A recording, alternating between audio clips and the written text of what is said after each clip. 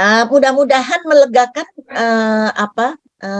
perkenalan saya yang pendek ini. Mudah-mudahan apa yang saya sampaikan pada pagi hari ini bersama-sama berdiskusi dengan Bapak Ibu akan menjadi manfaat dan penghayatan. Jadi kalau materi saya ini mengajak Bapak Ibu menghayati nantinya sebagai fasilitator untuk mengarahkan peran pengawas sebagai pemberdaya. Ada yang bertanya, loh kalau pemberdaya berarti belum berdaya? Ya tidak. Ya tidak. Pemberdaya itu empowerment.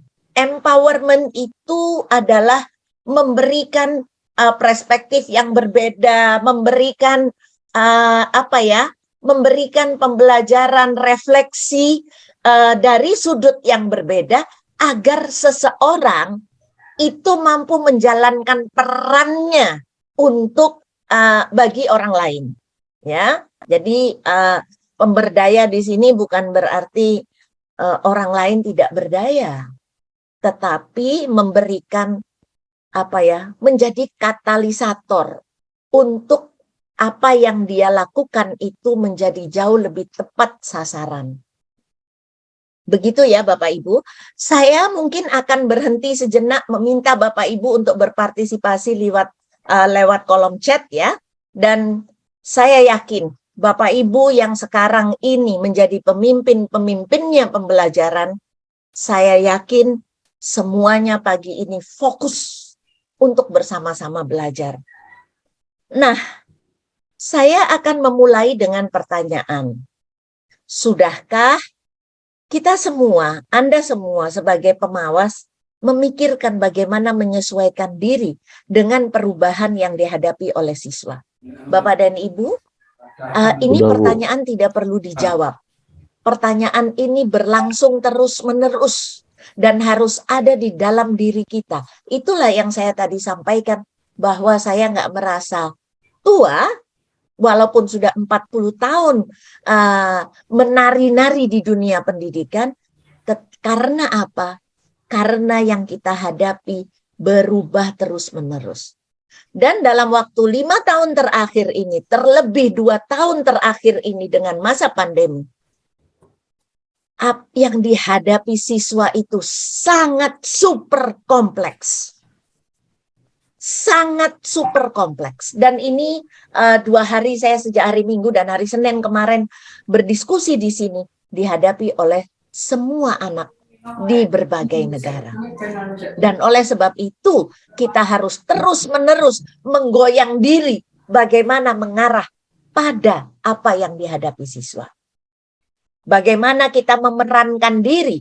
Saya memerankan sebagai pembantu teman-teman di GTK, Bapak Ibu sebagai fasilitator nantinya, sebagai pengawas nantinya. Bagaimana memerankan diri untuk membantu anak-anak dan segala tantangan yang dihadapi oleh mereka. Ini kunci Bapak dan Ibu. Ini kunci. Dan kunci berikutnya adalah, sudahkah kita mendengarkan kata-kata yang kita sampaikan? Nah, ini kunci. Bahwasanya dalam peran apapun, peran saya, peran Bu Alma, peran Bapak Ibu sebagai fasilitator, sebagai pengawas, apakah kita sudah selalu mendengarkan apa yang kita sampaikan? Ini 2 kunci ini adalah sesuatu yang harus ada di dalam diri kita. Ya. Nah, bahwasanya di sini implikasinya apa? Implikasinya kita adalah role model. Bapak dan Ibu, saya tidak ingin Bapak Ibu mengungkap pengalaman baik, pengalaman buruk yang sudah Bapak Ibu kumpulkan selama ini atau terkumpul selama ini, tapi saya mengajak Bapak Ibu untuk refleksi. Untuk selalu refleksi. Karena berperan di dunia pendidikan, bukan hanya kita ya, berperan di dunia pendidikan, kita terus menyadari bahwa kita berpengaruh besar terhadap kehidupan masyarakat. Oleh sebab itu, 2 hal ini harus terus-terusan kita tanyakan pada diri sendiri. Sudahkah kita selalu melihat tantangan yang dihadapi oleh anak-anak? Dan sudahkah kita selalu mendengarkan kata-kata yang kita sampaikan? Ini penting, Bapak dan Ibu. Nah, sebelum masuk ke sini, saya mengibaratkan bahwa peran sebagai pemimpin pembelajaran dan Bapak Ibu sebagai pemimpinnya pemimpin pembelajaran itu seperti tetesan air di atas air. Resonansinya besar sekali. Jangan-jangan ada satu kata saja yang kita sampaikan kepada orang yang kita fasilitasi, apakah itu kepala sekolah atau guru, yang begitu mendalam diterima dan kemudian disampaikan kepada orang-orang yang difasilitasi, anak-anak yang diajar, maka dampaknya ada dalam kehidupan. Dan kalau di sini ada 140 lebih para pengawas, para fasilitator, berapa ribu, berapa ratus ribu dampak dari kata-kata yang akan Bapak Ibu sampaikan, perilaku yang Bapak Ibu tontonkan kepada siapapun yang difasilitasi. Resonansinya besar sekali. Bayangkan ada kata-kata guru saya yang sampai hari ini masih saya ingat. Nah, bayangkan kalau seorang pengawas yang bisa memberdayakan peran para guru kepala sekolah dan kemudian itu nyampai kepada muridnya, berapa juta orang yang akan terpengaruh. Namun jangan lupa, begitu pula sebaliknya. Ketika kita perilaku yang dipertontonkan itu kalau orang Jawa ngomong bolak-balik melengos, bolak-balik tidak memperhatikan, bolak-balik kalau ngobrol masih pegang handphone, itu juga berpengaruh besar terhadap kehidupan. Jadi Bapak dan Ibu yang ada di ruangan ini pada pagi hari ini, mari kita terus-terusan refleksi bahwa kita adalah tetesan, satu tetes air yang resonansinya sangat besar. Bagaimana? Setuju? Jempolnya kalau setuju. Kalau nggak setuju ya nggak usah jempol. Kalau setuju taruh di jempolnya. Kalau nggak setuju nggak usah masang jempol. Jangan pura-pura. Oke? Jadi saya ini orang Malang. Jadi kalau ngomong gamblang-gamblangan aja, ya. Sangat setuju, Ibu. Ibu dari Jambi, sangat setuju. Sangat setuju, Ibu. Sangat setuju. Bu Ati Rosana, bagaimana Bu Ati yang ada di sawah saat ini? Baik, mungkin kaitannya dengan organisasi pelajaran ini. Jadi sangat Dari semangat, Sabang Bunda. sampai Merauke. Ibu di unmute dulu, Bu. Tadi soalnya di mute off. Baik yang ada di laut, yang ada di gunung, yang ada di sawah, yang ada di tengah kota. Saya yakin apa yang saya sampaikan tadi adalah bagian dari hidup kita. Bagian dari saya dan Bapak Ibu. Ya Pak Suyoko ya? Pak Suyoko kayaknya lagi ngajar itu. Pak Suyoko. Ini kalau nyambi begini gimana ya? Oke. Jadi Bapak Ibu saya ini hidupnya jadi guru, jadi pendidik, jadi pelatih guru, jadi seneng ngawasi peserta. Karena itu bagian daripada kepedulian. Bagian dari upaya membelajarkan, bukan menegur loh. Membelajarkan. Bukan menegur. Menegur itu kan tindakan sesaat. Tetapi yang lebih penting adalah membelajarkan. Aduh, banyak ya yang perlu kita pikirkan. Saya ingin kembali pada slide yang sebelumnya. Saya berikan, Bu Alma, saya beri waktu 3 menit saja untuk melanjutkan kalimat ini. Seorang pengawas yang efektif itu, tolong ditulis di chat. Seorang saya buka pengawas lagi yang chatnya. efektif itu, Silahkan Ibu. silakan coba ditulis di chat aja Mbak Alma tulisan ini supaya saya bisa Baik, end, seorang pengawas bisa yang stop aktif share. itu, Seorang pengawas yang efektif itu supaya saya bisa juga melihat apa yang ditulis di chat. oke, itu berarti saya silahkan Bapak Ibu, sudah ada yang jawab Bu? Oke, saya ingin menggarisbawahi tupoksi itu ya. Tupoksi. Nah, ketika seorang pengawas itu Pak tahu bagaimana guru menjalankan tupoksinya.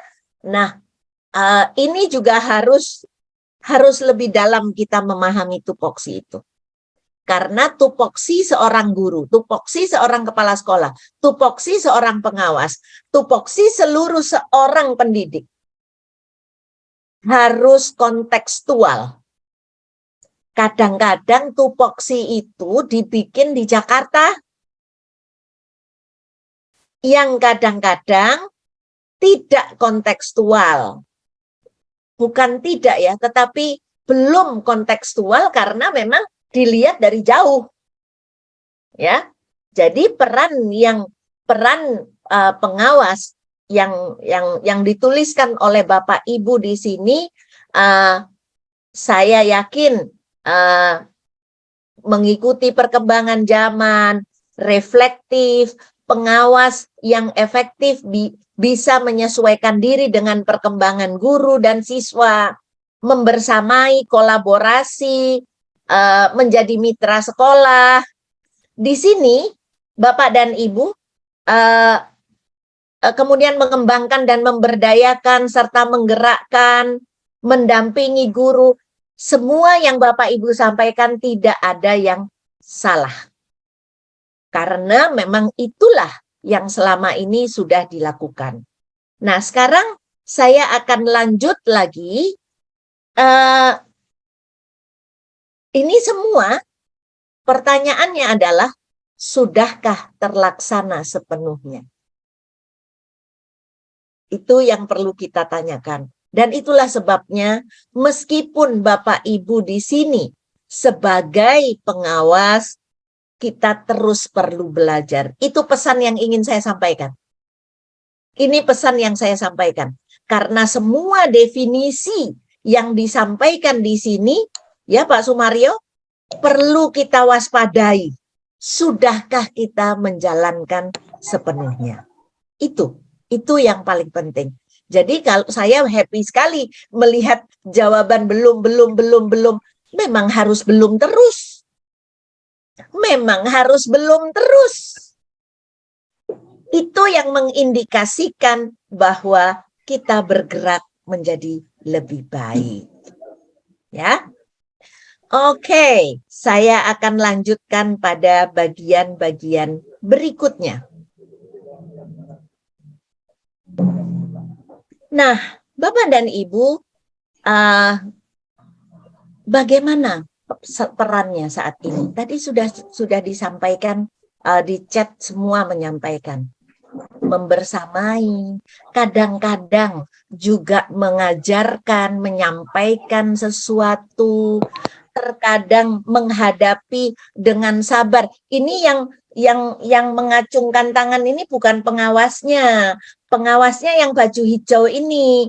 Jadi memperhatikan betul semua perilaku siapa yang sedang difasilitasi. Saya tidak mau menyebutkan yang sedang diawasi ya.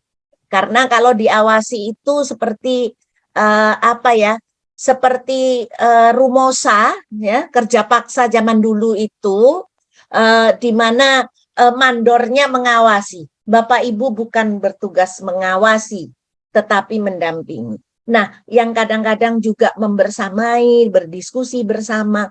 Ini yang tadi disampaikan di kolom chat, saya tunjukkan di dalam gambar ini. Saya izin 30 detik menyalakan AC ya.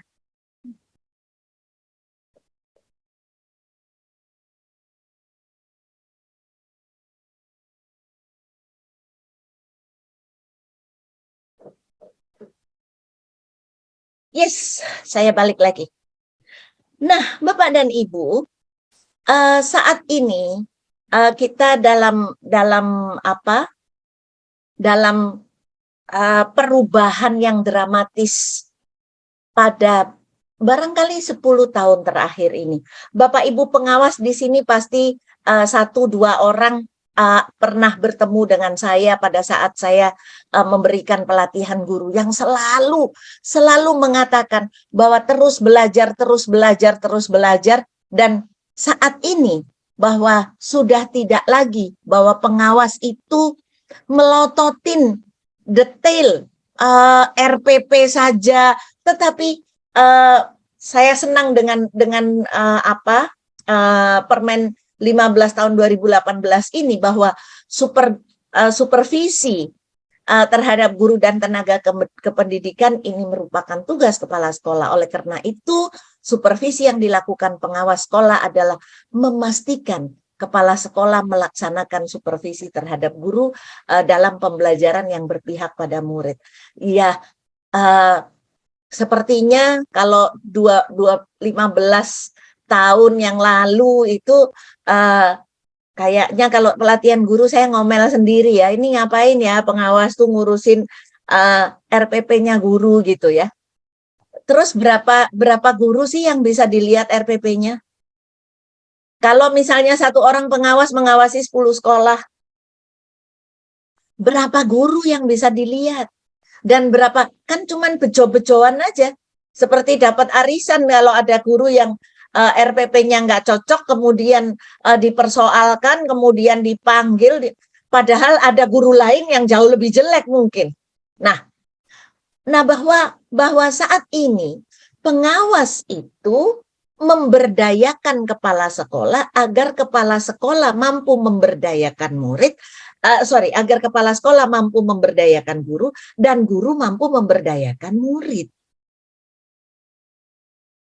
Itu yang besar peran sebagai seorang pengawas.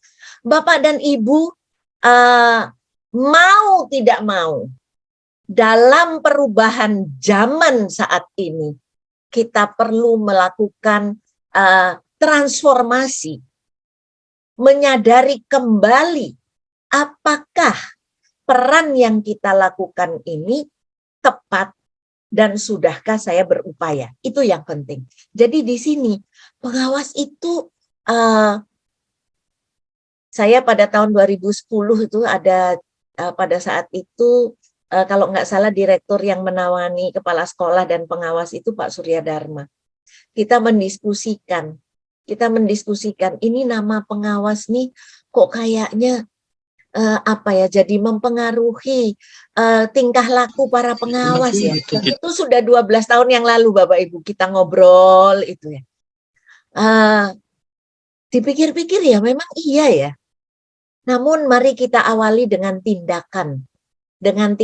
Kalau merubah nama itu kan nanti repot dan urusannya bukan urusan kita.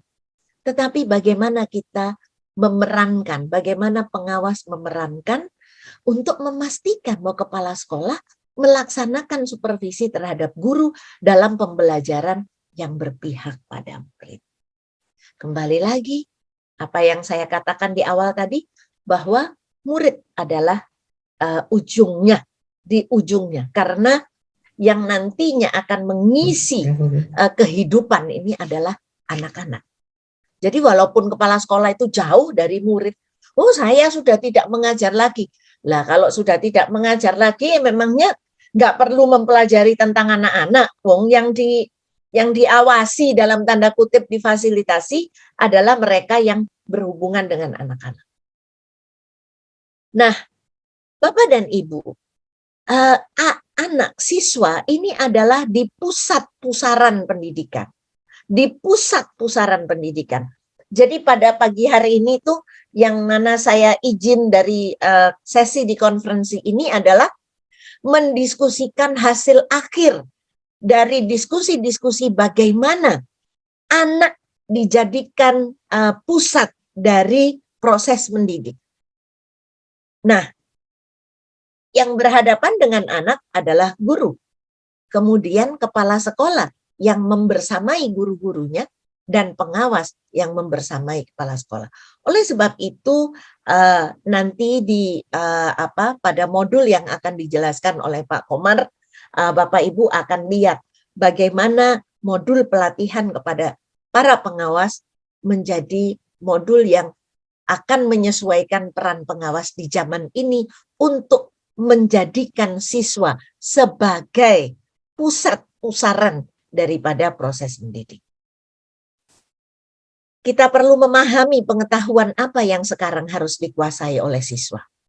Pengetahuan itu saat ini, kita mau Google apa sih yang nggak ada? Semua pengetahuan bisa di-googling dengan mudah.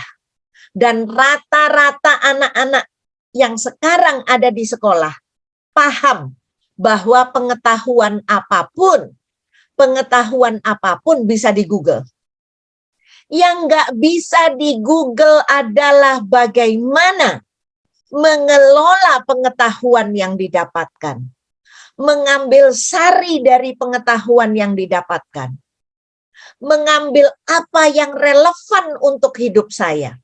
Nah, oleh sebab itu, dari mulai guru, kepala sekolah, dan pengawas perlu menyadari bagaimana memilih dan memilah pengetahuan yang akan berdampak bagi kehidupan siswa.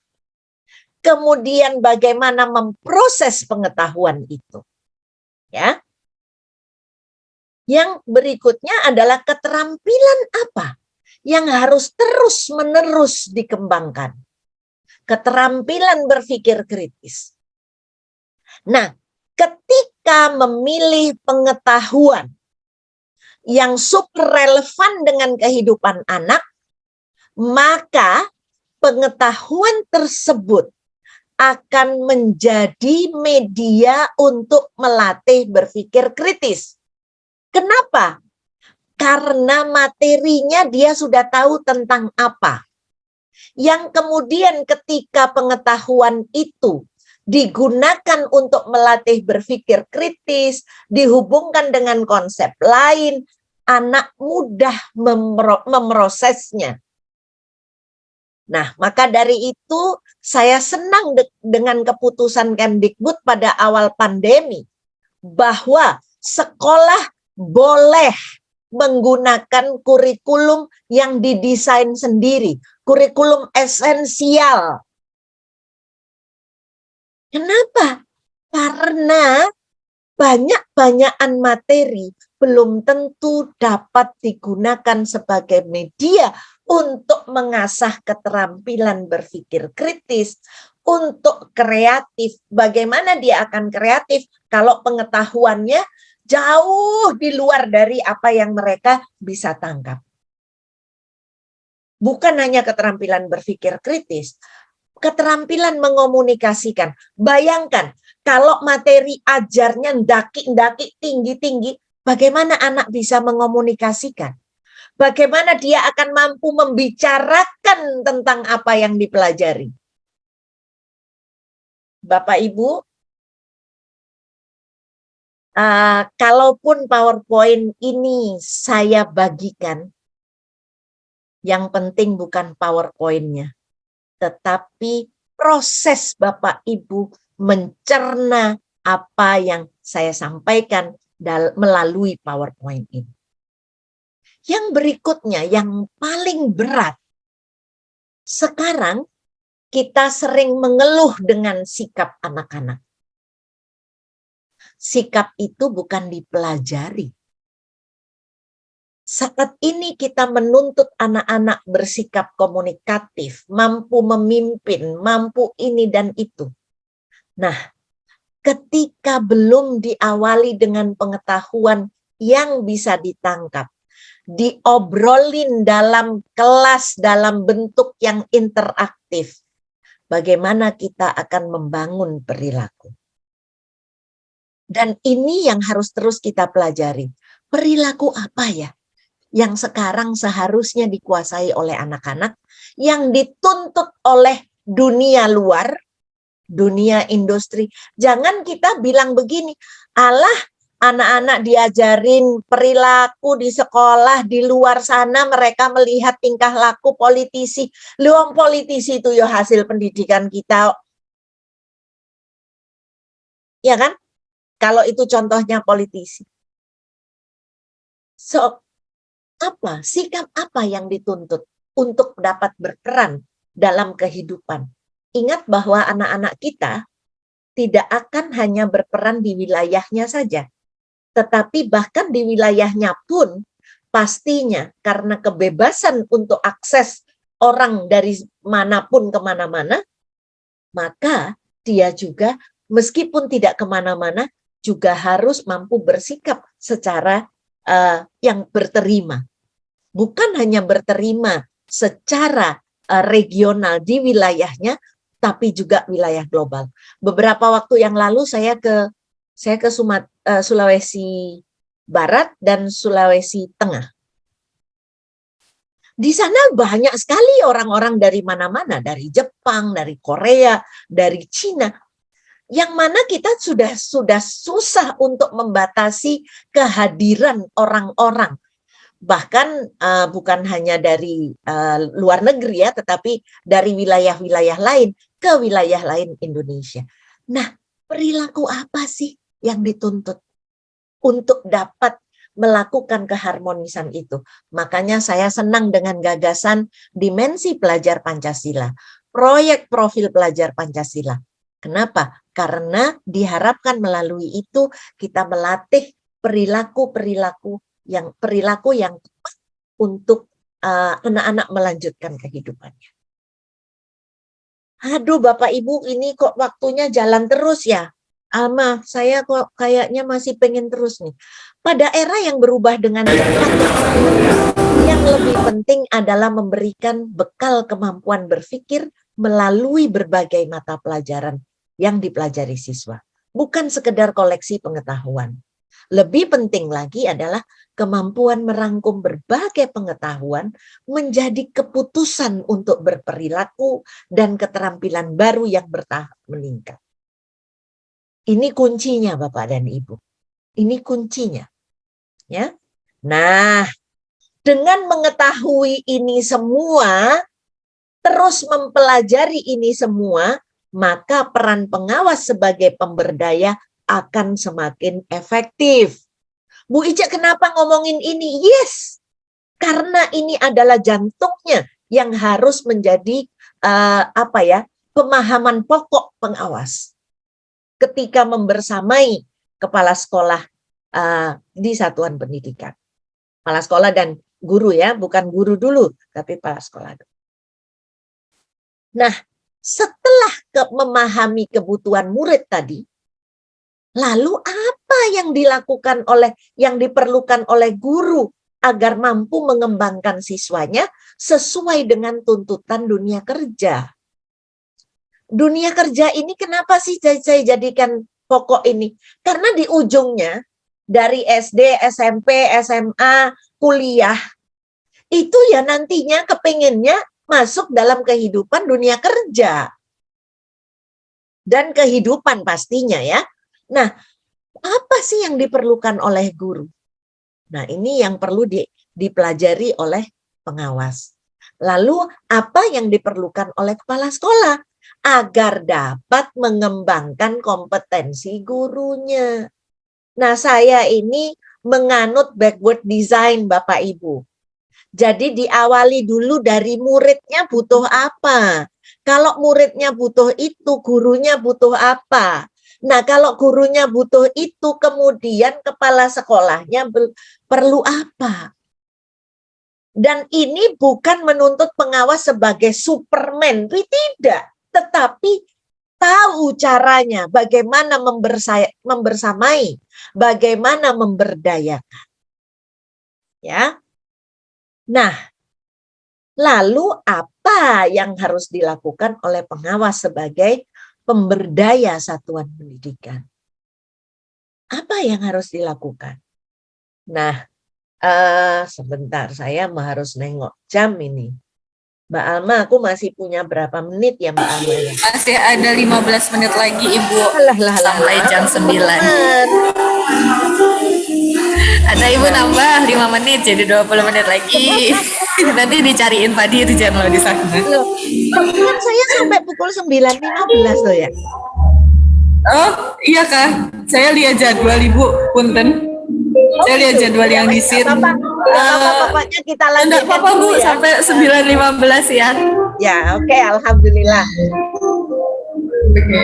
Nah, jadi tadi Bapak Ibu, menjalankan peran sebagai pengawas bukan harus jadi Superman, tetapi harus paham inti yang dibutuhkan oleh siswa apa. Jika itu kebutuhan siswa, lantas gurunya harus bagaimana? Jika itu yang dibutuhkan oleh guru, lantas kepala sekolahnya harus bagaimana? Jadi pelajari semuanya Bapak dan Ibu. Nah, sekarang ada kurikulum merdeka. Maaf. Kalau kurikulum nggak berubah, bagaimana kita akan menghadapi dunia ini? Nah, kurikulum merdeka itu yang akan ditangkap oleh siswa. Lantas bagaimana guru menjalankan kurikulum merdeka? Bagaimana kepala sekolah memimpin pembelajaran gurunya untuk melaksanakan kurikulum merdeka? Itu yang jadi penting Bapak Ibu. Ya. Nah, ini pertanyaan-pertanyaan ini adalah menghantarkan saya untuk bersama-sama dengan Bapak Ibu memikirkan bagaimana mengefektifkan peran kita, peran sebagai pengawas. Dan ini saya sampaikan kepada Bapak Ibu sebagai calon fasilitator agar berita ini, kunci konsep ini juga nyampe kepada nanti yang menjadi pengawas. Ya. Nah, peran konkret pengawas sekolah adalah mendampingi sekolah untuk mewujudkan tujuan pendidikan. Nah, termasuk tujuan pendidikan apa? Ya, mengembangkan manusia Indonesia seutuhnya melalui proses pembelajaran yang dilakukan di dalam kelas melalui berbagai mata pelajaran. Jadi pengawas itu bukan lagi berfokus pada latar belakang pelajaran yang dikuasai, ya, tetapi sudah harus tahu bagaimana mengelola berbagai mata pelajaran itu nantinya akan menjadi wujud daripada tujuan pendidikan. Oke. Nah, lantas bagaimana dengan membersamai sekolah-sekolah penggerak? Ya. Peran pengawas di sekolah penggerak adalah memberdayakan kepala sekolah dan guru untuk mengembangkan kualitas pembelajaran yang berpusat pada murid melalui pendampingan berkala, melalui penerapan pembelajaran dengan kurikulum merdeka. Jadi yang tadi semua saya sampaikan itu ada di sini Bapak dan Ibu. Oleh sebab itu, nggak bisa seorang pengawas saat ini tampil tangan kosong. Pelajari dulu apa yang dimaksud dengan kurikulum merdeka. Secara keseluruhan, tidak hanya fokus pada pelajaran yang kita ampu, tetapi kurikulum merdeka secara keseluruhan apa? Sekarang informasi itu sudah ada di website Kemdikbud dan bisa dibaca oleh semua orang, dan teman-teman yang menyusun itu tampaknya teliti sekali dengan menggunakan bahasa-bahasa yang bisa langsung ditangkap oleh yang membaca. Ya. Jadi itu intinya. Apa itu proyek pelajar Pancasila? Apa itu capaian pembelajaran? Apa itu kurikulum operasional sekolah? Apa itu ATP ya, alur tujuan pembelajaran? Bagaimana mestinya alur tujuan pembelajaran itu dibaca? Jadi Bapak Ibu menyarankan para calon pengawas, para pengawas untuk fokus mempelajari konten itu. agar tujuannya agar nyambung semuanya. Kayaknya kita sudah tidak ingin mendengar lagi ketika ada guru yang aktif menggunakan proyek dan macam-macam yang kemudian ditegur oleh pengawas atau kepala sekolah karena tidak sesuai. Nah, apa yang menyebabkan tidak sesuai? Jadi Bapak dan Ibu, setelah mempelajari kurikulum Merdeka, samakan persepsi Anda dengan kepala sekolah. Samakan, pastikan bahwa kepala sekolah juga memastikan persepsinya terhadap kurikulum Merdeka ini dengan para gurunya. Terutama nanti sekolah-sekolah yang ingin menerapkan kurikulum Merdeka secara mandiri. Karena secara mandiri berarti mereka harus belajar sendiri. Nah, peran pengawas di sini adalah mempelajari seutuhnya, Bapak Ibu. Jangan melakukan business as usual. Bahwa Allah pengawas nanti datang ini nanya itu, jangan nanya. Belajar kemudian samakan persepsi. Pelajari kurikulum Merdeka, samakan persepsinya dengan kepala sekolah. Diharapkan kemudian Bapak Ibu juga mengarahkan kepala sekolah menyamakan persepsinya dengan gurunya. Berikutnya, mendampingi kepala sekolah dan guru agar dapat melakukan analisis hasil belajar murid. Nah, bagaimana proses asesmen? Bapak Ibu, tampaknya asesmen ini juga menjadi pembicaraan kita pada konferensi di Bangkok 2 hari ini. Asesmen, ya. Hasil belajar murid itu bukan hasil tes saja. Hasil tes merupakan persentase kecil daripada proses hasil belajar murid. Hasil belajar murid itu dari asesmen. Nah, bagaimana para pengawas memahami tentang asesmen? Ya. Nah, karena apa? Karena perannya nantinya adalah mendampingi kepala sekolah dan guru untuk melakukan analisis hasil belajar murid.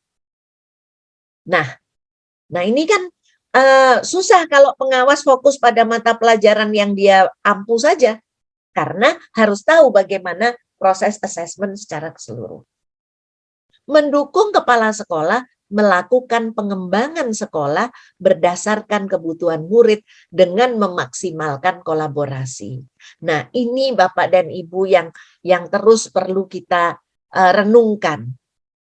Jika sekolah yang di bawah naungan saya sebagai pengawas itu ada di daerah tambak, apa sih sebenarnya ada di daerah tambak dengan kelompok sosial yang rentan misalnya? Bagaimana kepala sekolah mampu mengembangkan sekolahnya berdasarkan kebutuhan muridnya yang ada di daerah pesisir yang rentan sekali dengan kehidupan sosial yang ada di sana? Bagaimana?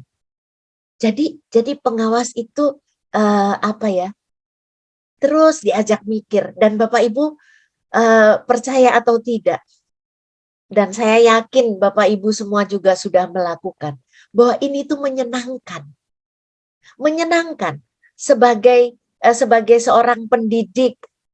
Menyenangkan sekali melihat kondisi sekitar, bagaimana menyesuaikan, bagaimana nanti apa yang disesuaikan dalam pengembangan di sekolah itu berdampak kepada siswa. Ini menyenangkan Bapak Ibu. Kalau kita menikmati dan menghayati bahwa dampak apa yang kita kerjakan adalah untuk kehidupan. Dan bukan untuk anak lulus atau tidak lulus. Sekolah itu bukan untuk meluluskan anak-anak, tetapi menyiapkan mereka menghadapi kehidupan nyata. Ya, dan sekarang dengan tidak adanya ujian nasional, sekolah tampil telanjang. Selalu saya katakan ini, bahwa hasil dari sekolah tidak dilihat lagi dari angka-angka, tetapi bagaimana anak-anak dari sekolah sekolah, dari hasil dari sekolah itu berperan dalam kehidupan. Itulah sebabnya ada asesmen nasional.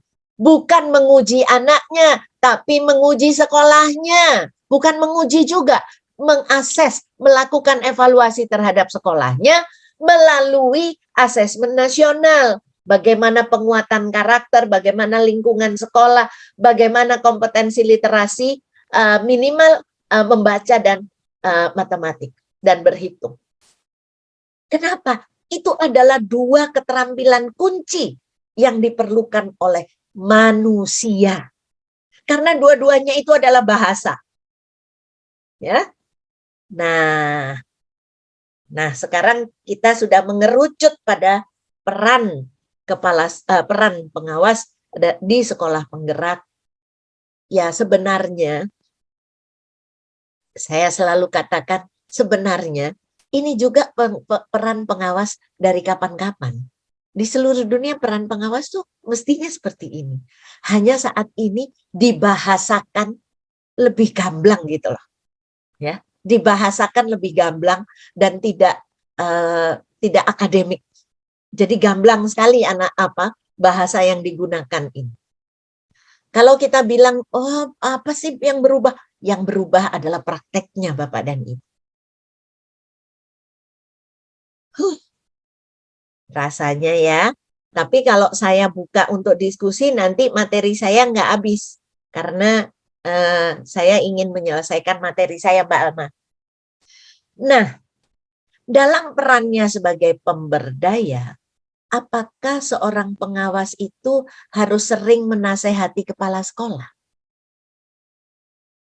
Menasehati. Jawabnya apa? Coba kalau memperhatikan pasti saya sudah nulis di chat ini. Otomatis. Apakah pengawas harus sering menasehati kepala sekolah? Jawabnya ya tidak. Bukan menasehati saja. Dan menasehati itu orang biasanya kalau habis dinasehati, yang menasehati pergi, ingat nggak nasehatnya? Kalau memang pas ya ingat. Tapi tidak selalu. Memberi pengarahan. Diarahkan kemana? Oh, saya yang menghadapi sekolah ini tiap hari dan biasanya kalau diberi pengarahan kepala sekolah itu kan manggut gitu ya. Tapi apakah yang diarahkan itu dipakai atau tidak? Pertanyaan besar. Dan saya sering mendengar kata-kata dari kepala sekolah. Sudah sering saya ingatkan, sudah sering saya arahkan, tapi tetap aja. Jadi bukan sekedar mengarah.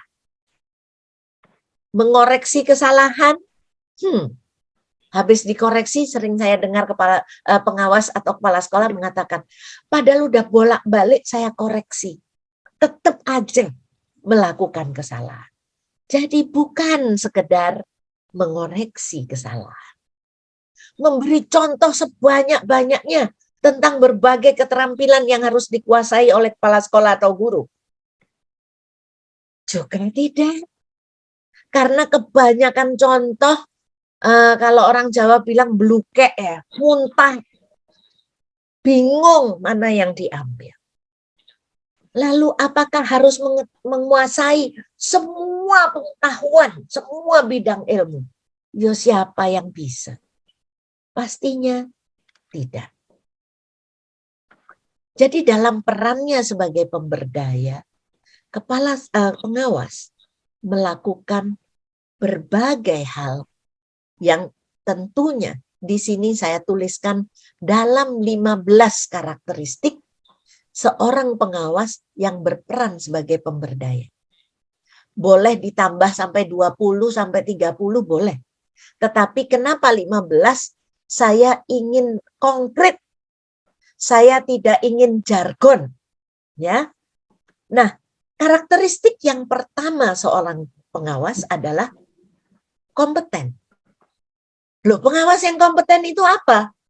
Pengawas yang kompeten itu ya tahu apa yang diperlukan siswa, tahu apa yang diperlukan guru, tahu apa yang diperlukan oleh kepala sekolah. Dengan mempelajari berbagai hal yang perlu dipelajari oleh kepala sekolah dan guru. Kompeten.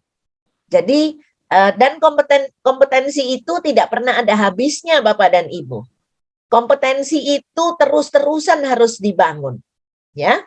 Kompetensi itu bukan sesuatu, bukan barang mati, tetapi dinamis. Selalu mencapaikan tujuan yang jelas. Jadi seorang pengawas yang memberdayakan itu dalam setiap sesi dengan siapapun yang difasilitasi, dia selalu menyampaikan tujuannya apa. Ini penting. Itulah sebabnya ada 15 karena saya ingin konkret Bapak dan Ibu. Ya. Nah, menjadi model dalam perilaku profesional sebagai pemimpin pembelajaran.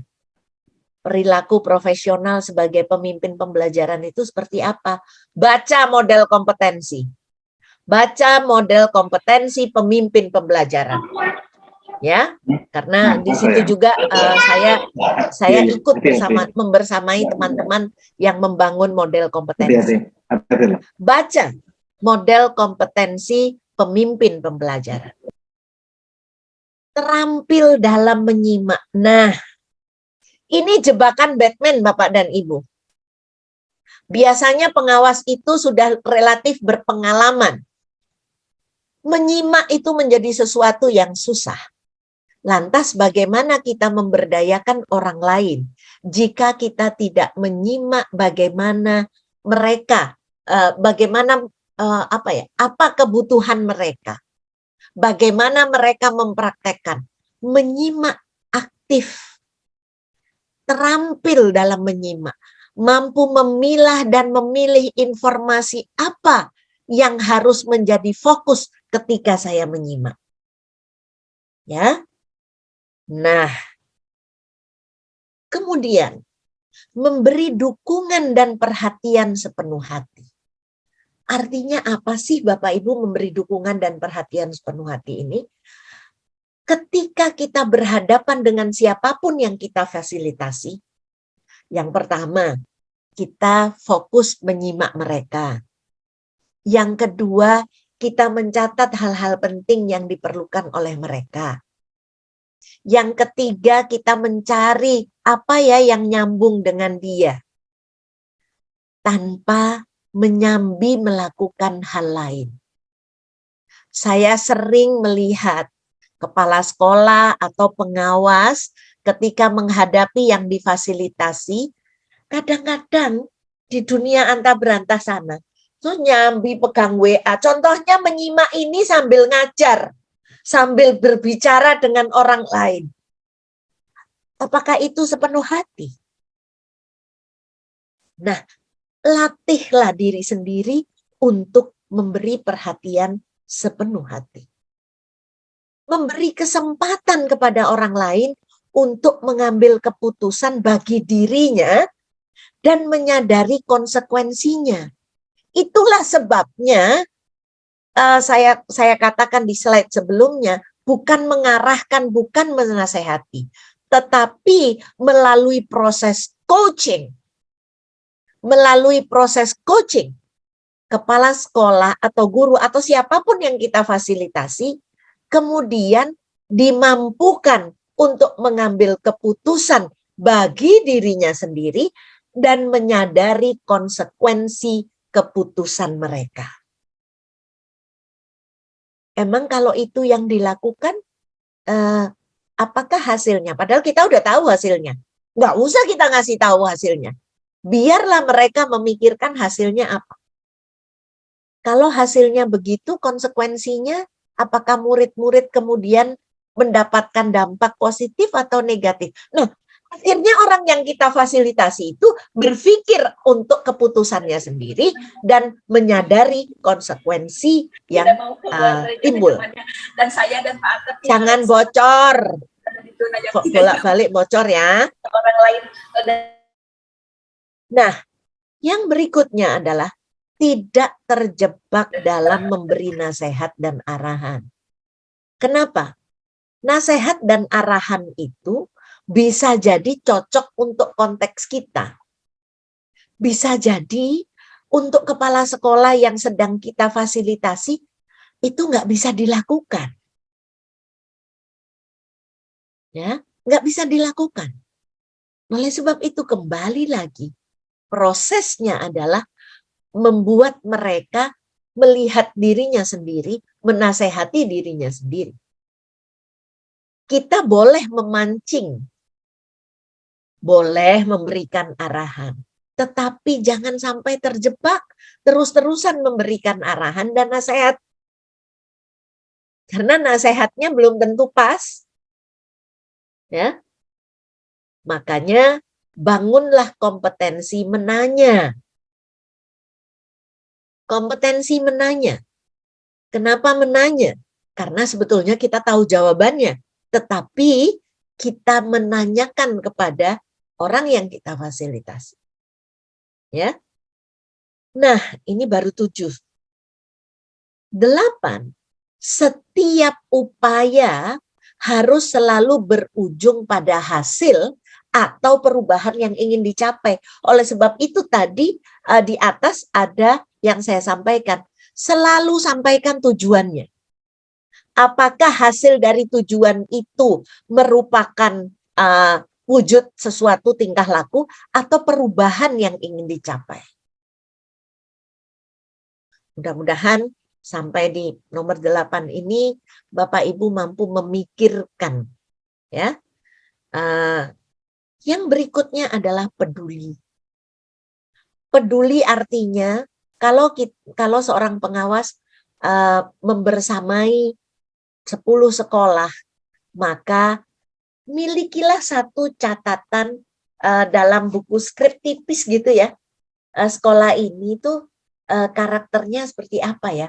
Punya gambaran sedikit tentang setiap sekolah yang difasilitasi. Artinya apa? Dengan kita mempunyai catatan itu, kita akan bisa lebih peduli bahwa sekolah yang ini tuh sebetulnya butuhnya apa.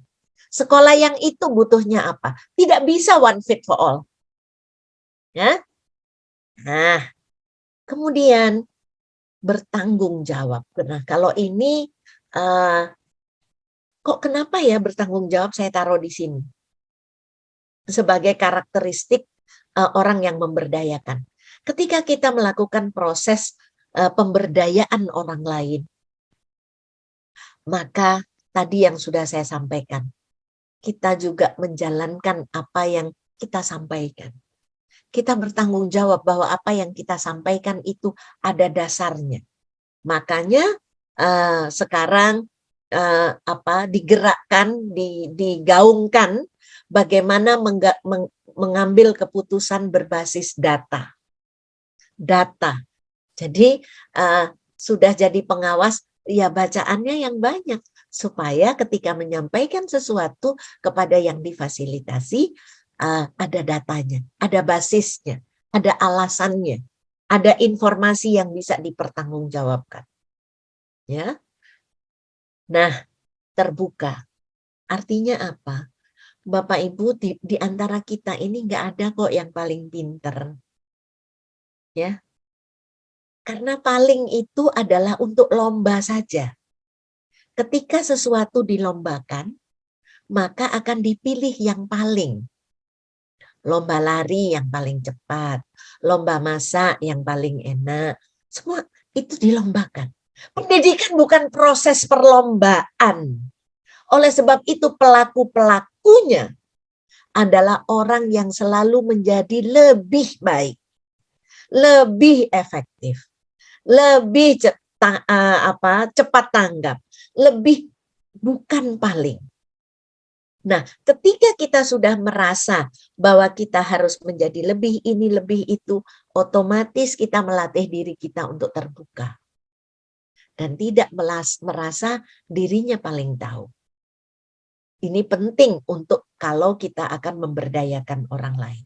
Tidak mudah menghakimi. Oh, kalau itu sih, kalau si ini sih, kalau sekolah, jangan menghakimi, Bapak dan Ibu. Selalu mendorong kolaborasi. Bapak dan Ibu, percaya atau tidak, dalam konteks 2 hari saya konferensi di Bangkok ini, kolaborasi itu menjadi bagian yang dibicarakan di berbagai forum. Kan ada forum kecil-kecil. Semua menggarap kolaborasi. Dan jangan lupa, kolaborasi itu adalah ciri khas gotong royongnya Indonesia. Gotong royong itu tidak transaksional. Kolaborasi itu tidak transaksional. Tetapi kemauan untuk kemudian menyatukan dengan orang lain tanpa syarat, dalam artian ketika kita berkolaborasi untuk mencapai tujuan yang sama.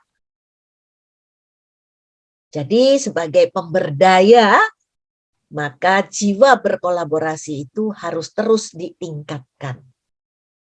Mempunyai catatan, nah ini saya buat secara spesifik begini, bahwa seorang pengawas yang memberdayakan mempunyai catatan-catatan penting tentang siapapun yang diberdayakan dan memberikan umpan balik yang dapat ditindaklanjuti.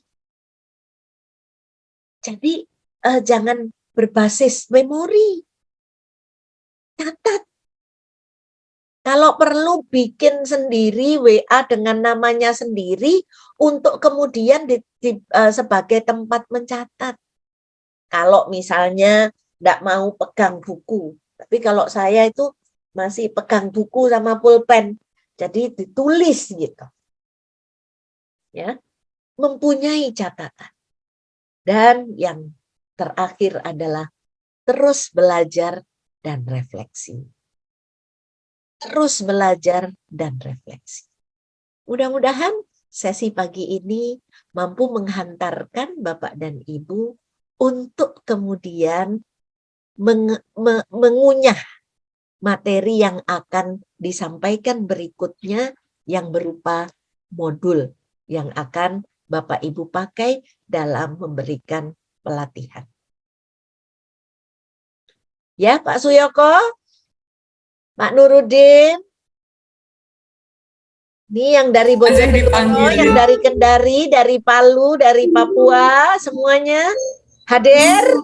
Hadir? Hadir, Bu. Hadir. Dari hadir. Dari Magelang juga hadir. materinya. Jambi hadir, Bu. Materinya Bu luar biasa. Materinya Ada yang dari Jambi juga nih, Bu. materinya Luar biasa. Luar biasa materinya. Purwakarta, Jawa Barat hadir. Bunda. Terima kasih. Mudah-mudahan menjadi penyemangat kita Satria semua di ya Jambi Pak Eri hadir. ya. Mohon rekamannya, Bu. Materinya Bu. Rekamannya di Bu Icu silakan di-unmute dulu Bu. Bapak Ibu, ya Bapak Ibu kita dengerin Bu Icu dulu ya. Sudah. Kalau Bapak, materi pasti akan saya kasih. Materi pasti akan saya kasih. Bapak Ibu, Recordingnya mari juga kita itu. bersama. Iya. Recordingnya. Mari sama-sama kita Bapak Ibu dan saya membersamai para pemimpin pembelajaran yang ada di seluruh Indonesia untuk menyiapkan anak-anak kita hidup di zamannya. Itu yang lebih penting Bapak Ibu. Mudah-mudahan 1 jam 15 menit ini berdampak Bapak Ibu buat kita semua, buat saya dan Bapak Ibu semua, dan akhirnya berdampak pada anak-anak. Bapak Ibu, saya kalau ngomong kayak begini nih saya terharu Bapak Ibu. Karena lebih dari 100 orang yang ada di hadapan saya yang nanti akan menjadi tetesan-tetesan dengan resonansi yang besar.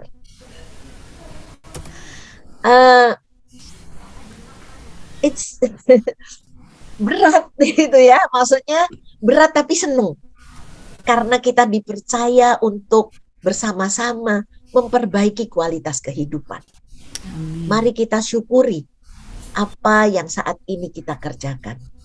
Jangan dikeluhkan, jangan merasa berat.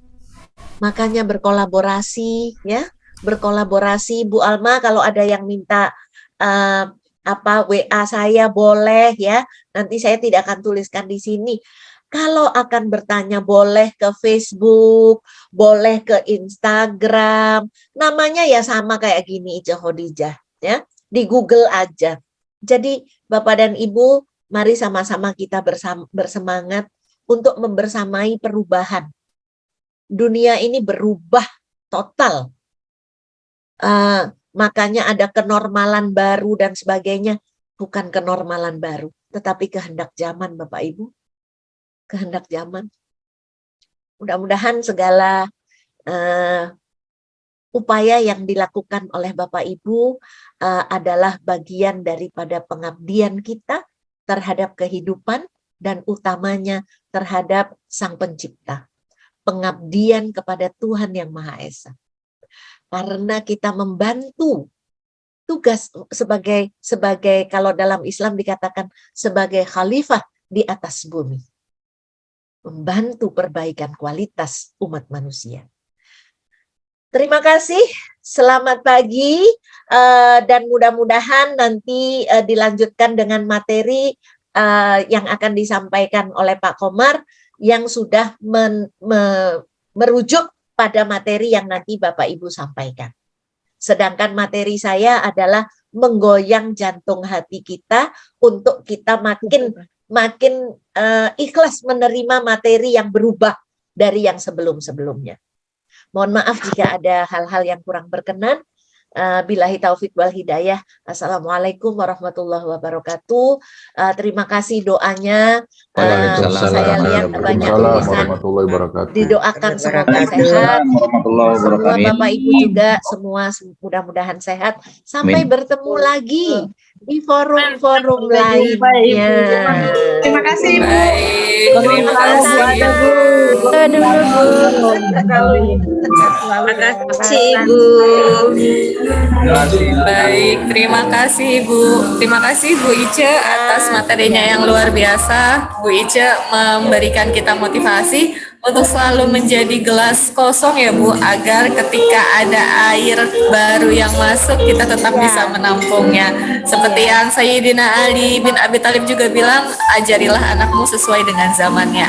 Pengawas yang hebat adalah pengawas yang bisa fleksibel dengan perubahan zaman, karena pengawas membina kepala sekolah, guru yang akan berimbas kepada murid-murid. Baik, terima kasih sekali lagi Bu Ice, sukses di Bangkoknya. Salam buat Pak Dirjen, Bu. Hati-hati di sana dan semoga semua yang diniatkan dan dicita-citakan demi pendidikan di Indonesia bisa terwujud. Terima kasih sekali lagi Ibu. Selamat bekerja, selamat meneruskan aktivitasnya dan akan langsung dilanjutkan dengan Pak Komar. Pak Komarnya sudah ada di dalam kah? Mohon perkenan Ibu, silahkan Saya Ibu. mohon ya, saya mohon berpindah ruangan ya. Iya, baik Ibu, silakan Ibu. Terima kasih Ibu sekali lagi. Sehat-sehat selalu Ibu.